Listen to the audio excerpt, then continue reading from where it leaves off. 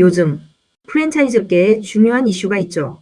이 이슈에 대해서 어떤 사람들은 프랜차이즈 산업에 핵폭탄이 터졌다고 합니다. 또 다른 사람들은 가맹점주가 노동조합처럼 되었다고 말하기도 하는데요. 왜 그럴까요? 바로 2025년 12월 11일 가맹점주 단체협상권이 국회 본회의를 통과했기 때문입니다. 왜 이 법이 이렇게 혼란을 부를까요? 이제 가맹점주가 노동조합처럼 단체로 본사에 협의를 요구할 수 있게 되었기 때문입니다. 본사는 이 협의 요구에 대해 정당한 사유 없이 거부하면 시정조치 대상이 됩니다. 이 말을 들으면 대부분의 가맹본부는 이렇게 생각합니다. 이제 가맹점주가 요구하면 다 들어줘야 하나? 본사 경영 권한이 흔들리는 거 아닌가? 라고 생각하면서 불안해합니다. 반대로 가맹점들은 법 개정을 환영합니다. 가맹본사와 공식적으로 대화할 수 있는 채널이 만들어지기 때문입니다. 가맹본사와 가맹점의 입장은 당연히 다를 수밖에 없습니다. 그래서 이 영상에서는 누가 맞다 틀렸다를 말하는 대신 국회를 통과한 법이 무엇을 바꿨고 그에 대해 본사는 정확히 무엇을 준비해야 하는지를 알아보도록 하겠습니다.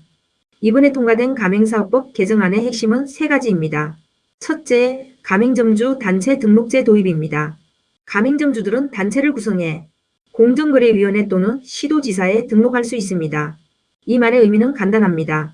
비공식 모임이 아니라 법적으로 인정되는 협의 주체가 생겼다는 뜻입니다. 둘째, 등록된 단체의 협의 요청 권한이 생겼습니다.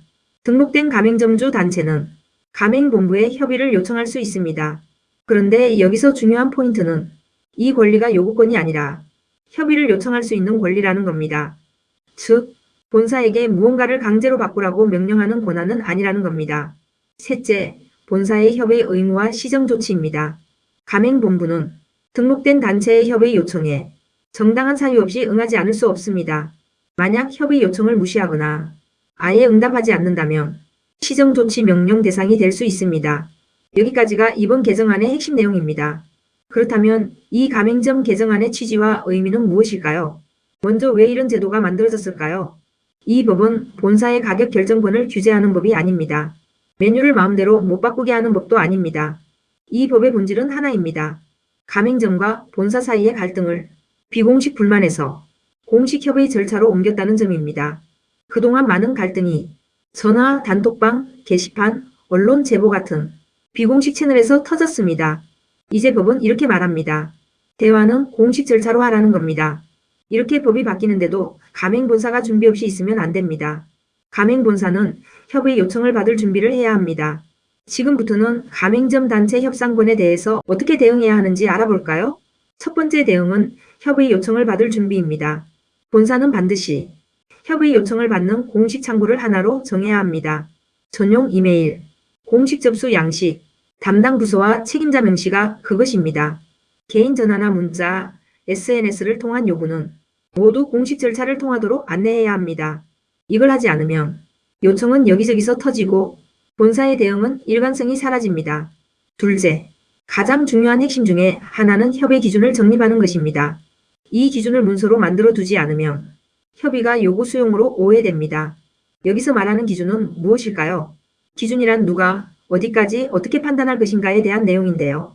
이 기준은 가맹본사가 협의 요청을 받았을 때 내부적으로 판단하기 위한 기준입니다.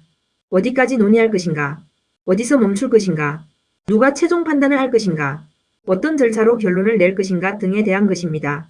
이 기준의 목적은 가맹점을 설득하기 위한 것이 아닙니다. 본사가 흔들리지 않기 위한 내부 통제 기준입니다. 이 기준은 가맹점과 공유하는 것이 아니라 가맹본사 내부용 기준입니다. 외부에 공유하는 순간 이 기준은 원칙이 아니라 약속처럼 오해될 수 있습니다. 그래서 내부용과 외부용으로 나눠서 기준을 만드는 게 좋습니다. 내부용으로는 판단 기준, 승인 구조, 한계선을 정해야 하고 외부용으로는 협의 절차 안내, 검토 후 판단 원칙을 정해야 합니다. 절차는 가맹점과 공유하고 기준은 가맹본부 내부적으로 정해두는 겁니다. 셋째, 실행 원칙입니다. 협의에는 반드시 응합니다. 하지만 즉시 답을 하는 것은 조심해야 합니다. 협의는 대화를 하는 것이지 결정이 아닙니다. 모든 협의 과정은 기록으로 남깁니다. 요청 내용, 본사의 공식 응답, 검토 경과, 최종 판단과 근거. 이 기록이 나중에 본사를 지켜줍니다. 그렇다면 내부 의사결정 구조는 어떻게 만들어야 할까요? 협의 관련 판단은 현장 담당자 혼자 하지 않습니다. 내부적으로 절차를 만들어 두는 것이 좋습니다. 1차 가맹관리부서 검토, 2차 운영기획, 구매부서 및 법률자문 의견, 3차 대표 또는 임원 판단, 이렇게 단계를 둬야 합니다. 즉흥적인 판단이 가장 위험합니다. 가맹점 단체 협상권이 인정되면서 가맹 전략의 기준도 바뀌어야 합니다. 앞으로는 가맹본사가 가맹점을 얼마나 많이 늘리느냐보다 얼마나 빨리 확장하느냐보다 가맹본사가 가맹점을 얼마나 잘 관리할 수 있느냐가 중요해집니다. 확장보다 운영 시스템, 속도보다 안정이 경쟁력이 됩니다. 섣불리 가맹점을 늘렸다가 가맹본사의 운영 시스템이 안정적이지 않아 가맹점 단체와 계속 갈등을 빚게 되면 그 관리 비용이 훨씬 많이 들게 됩니다. 이제 마무리를 해볼까요? 앞으로 가맹점 단체 협상권 관련 법은 시행령과 하위 규정에서 더 명확해지겠지만 이 법이 본사를 공격하기 위한 법인 것만은 아닙니다. 가맹본사가 프랜차이즈 사업을 어떻게 운영하고 어떻게 소통하고 어떻게 책임지는지를 보여주라는 법입니다. 가맹본사의 가장 큰 재산은 가맹점입니다. 그래서 어쩌면 가맹점 협단체와 공식적인 대화 채널을 만드는 매우 중요한 일일 수 있습니다.